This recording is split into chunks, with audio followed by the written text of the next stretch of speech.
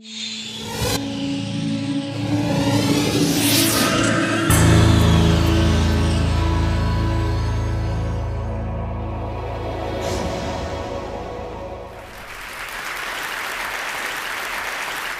a few minutes ago, I took this picture about 10 blocks from here. This is the Grand Cafe here in Oxford. I took this picture because this turns out to be the first coffee house to open in England in 1650. That's its great claim to fame. And I wanted to show it to you not because I want to give you the kind of, Starbucks tour of historic England, but rather because the English coffee house was crucial to the development and spread of one of the great intellectual flowerings of the last 500 years, what we now call the Enlightenment. And the coffee house played such a big role in the birth of the Enlightenment, in part because of what people were drinking there, right? Because before the spread of coffee and tea through British culture, what people drank, both elite and mass folks drank day in and day out from dawn until dusk, was alcohol, right? Alcohol was the daytime beverage of choice. You would drink a little beer with breakfast and have a little wine at lunch, a little gin, particularly around 1650, and top it off with a little beer and wine at the end of the day. That was the healthy choice, right? Because the water wasn't safe to drink. And so effectively, until the rise of the coffee house, you had an entire population that was effectively drunk all day. And you can imagine what that would be like, right, in your own life, and I know this is true of some of you, if you were drinking all day and then you switched from a depressant to a stimulant in your life, you would have better ideas. You would be sharper and more alert. And so it's not an accident that a great flowering of innovation happened as England switched to tea and coffee. But the other thing that makes the coffee house important is the architecture of the space. It was a space where people would get together from different backgrounds, different fields of expertise, and share. It was a space, as Matt Ridley talked about, where ideas could have sex, right? This was their conjugal bed, in a sense. Ideas would get together there. And an astonishing number of innovations from this period have a coffee house somewhere in their story.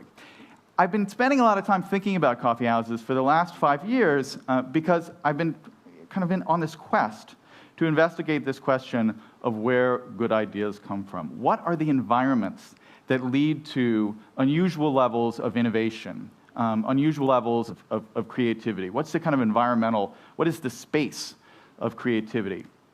And what I've done is I've looked at both environments like the coffee house, I've looked at like media environments like the World Wide Web that have been extraordinarily innovative. I've gone back to the history of the first cities. I've even gone to biological environments like coral reefs and rainforests that involve unusual levels of biological innovation. And what I've been looking for is shared patterns, kind of signature behavior that shows up again and again in all of these environments. Are there recurring patterns that we can learn from, that we can take and kind of apply to our own lives or our own organizations, our own environments, to make them more creative and innovative?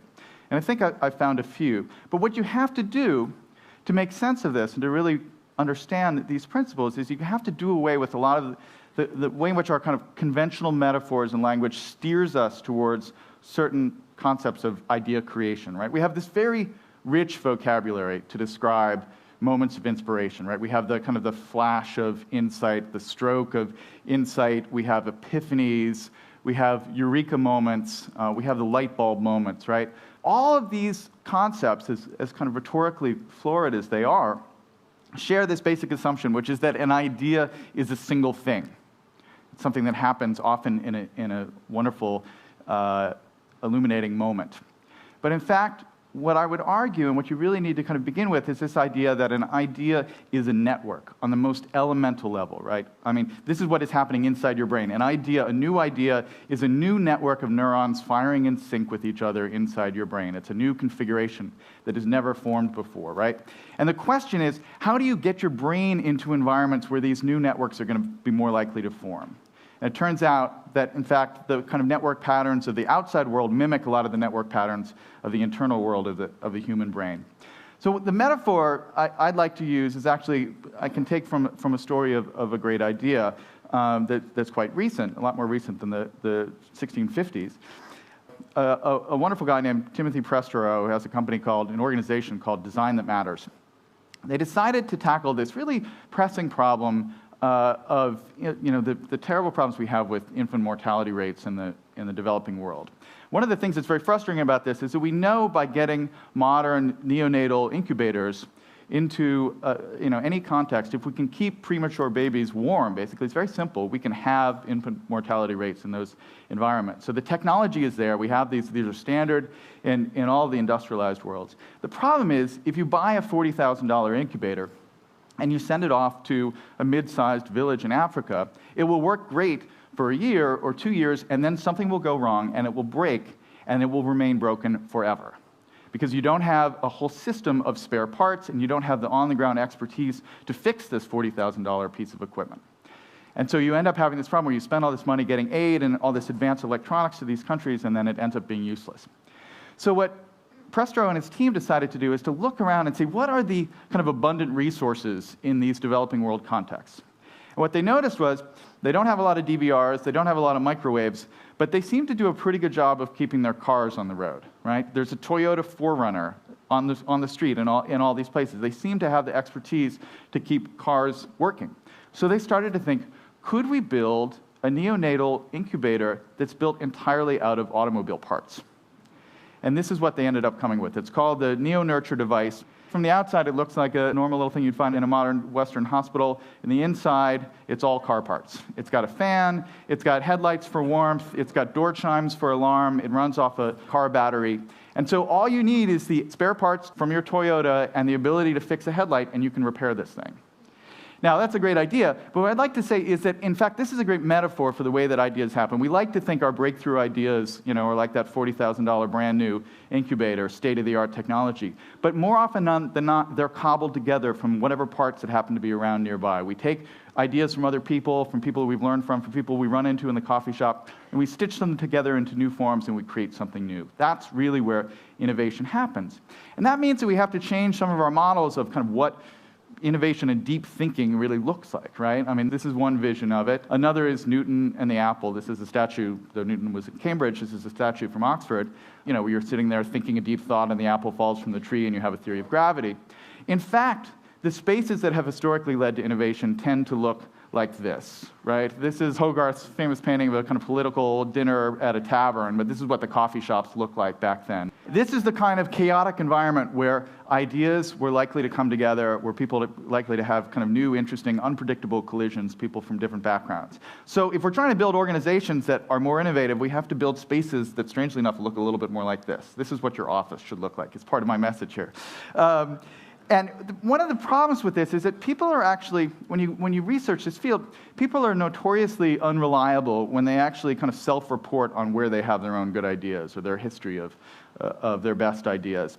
And a few years ago, a wonderful researcher named Kevin Dunbar decided to go around and basically do the Big Brother approach to figuring out where good ideas come from. He went to a bunch of science labs around the world and videotaped everyone as they were doing every little bit of their job. So when they were sitting in front of the microscope, when they were talking to their colleagues at the water cooler and all these things. And he recorded all these conversations and tried to figure out where the most important ideas, where they happened. And when we think about the classic image of the scientist in the lab, we have this image, they're poring over the microscope and they see something, in the tissue sample and, oh, eureka, they've got the idea. What happened actually when Dunbar kind of looked at the tape is that, in fact, almost all the important breakthrough ideas did not happen alone in the lab in front of the microscope. They happened at the conference table at the weekly lab meeting when everybody got together and shared their kind of latest data and findings. Oftentimes, when people shared the mistakes they were having, the error, the noise, and the signal they were discovering.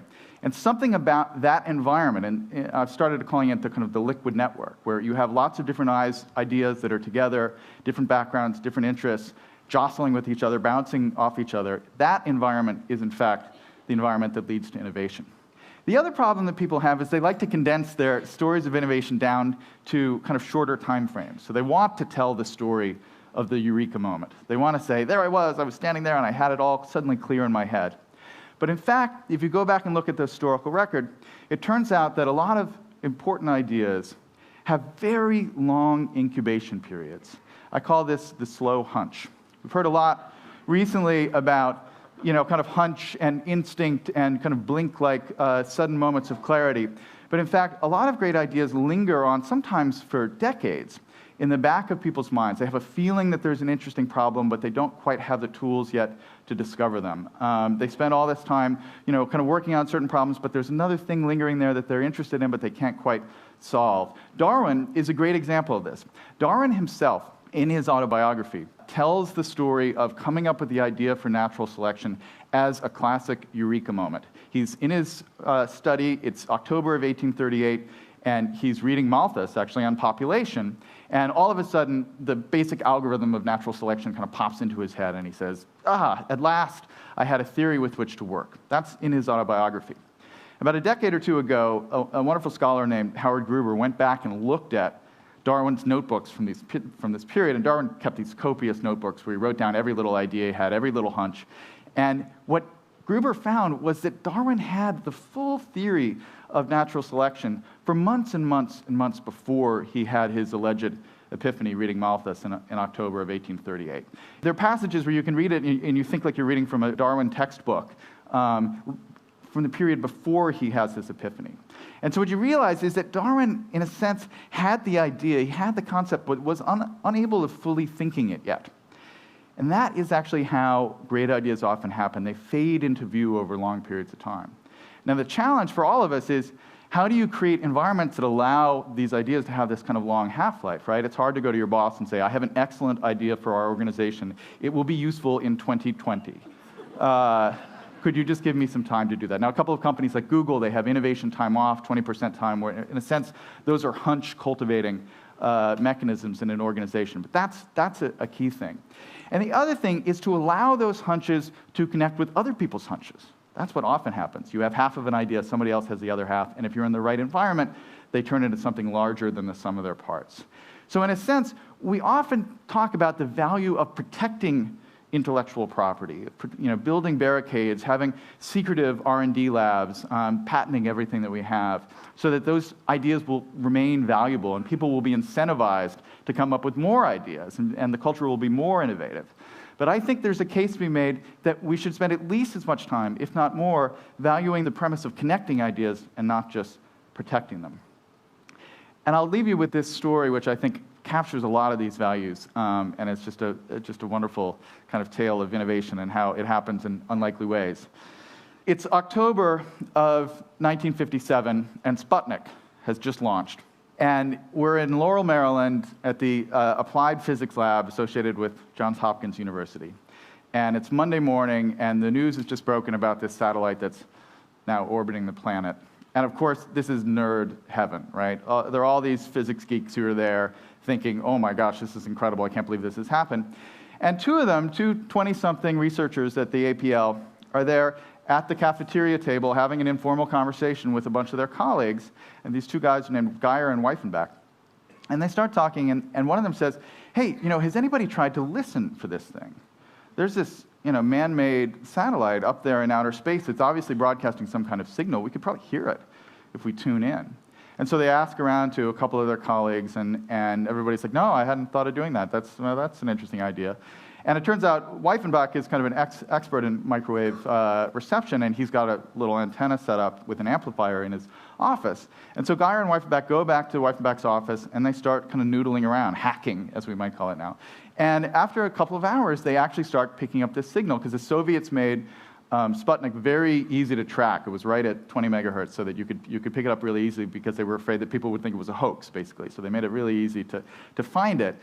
And so these two guys are sitting there listening to this signal, and people start kind of coming into the office and saying, wow, that's pretty cool. Can I hear? Wow, that's great.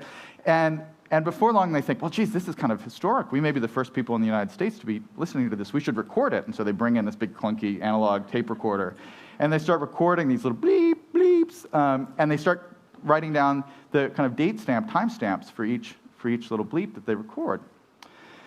And then they start thinking, well, gosh, we're noticing small little frequency variations here. We could probably calculate the speed that the satellite is traveling if we do a little basic math here using the Doppler effect.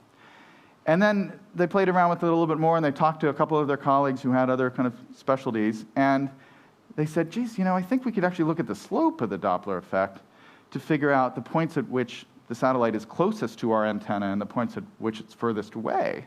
That's pretty cool. And eventually they get permission. This is all a little side project that hadn't been officially part of their job description. But they get permission to use the new UNIVAC computer that takes up an entire room that they'd just gotten at the APL. And they run some more of the numbers. And at the end of about 3 or 4 weeks, it turns out they have mapped the exact trajectory of this satellite around the Earth just from listening to this one little signal, going off on this little side hunch that they'd been inspired to do over lunch one morning. A couple of weeks later, their boss, Frank McClure, pulls them into the room and says, hey, you guys, I have to ask you something about that project you were working on. You've figured out an unknown location of a satellite orbiting the planet from a known location on the ground. Could you go the other way? Could you figure out an unknown location on the ground if you knew the location of the satellite? And they thought about it, and they said, well, I guess maybe you could. Let's run the numbers here. And so they went back, and they thought about it, and they came back and said, actually, it'll be easier. And he said, oh, that's great, because, see, I have these new nuclear submarines that I'm building, and it's really hard to figure out how to get your missile so that it will land right on top of Moscow if you don't know where the submarine is in the middle of the Pacific Ocean. So we're thinking we could throw up a bunch of satellites and use it to track our submarines and figure out their location in the middle of the ocean. Could you work on that problem? And that's how GPS was born. 30 years later, Ronald Reagan actually opened it up and made it an open platform that anybody could kind of build upon, and anybody could come along and build new technology that would create and innovate on top of this open platform. Left it open for anyone to do pretty much anything they wanted with it. And now, I guarantee you, certainly half this room, if not more, has a device sitting in their pocket right now that is talking to one of these satellites in outer space. And I bet you, one of you, if not more, has used said device and said satellite system to locate a nearby coffee house somewhere in the last day or last week, right? And that, I think, is a great case study, a great lesson in the power, the marvelous kind of unplanned, emergent, unpredictable power of open, innovative systems. When you build them right, they will be led to completely new directions that the creators never even dreamed of. I mean, here you have these guys who basically thought they were just following this hunch, this little passion that had developed. Then they thought they were fighting the Cold War, and then it turns out they're just helping somebody find a soy latte. That is how innovation happens. Chance favors the connected mind. Thank you very much.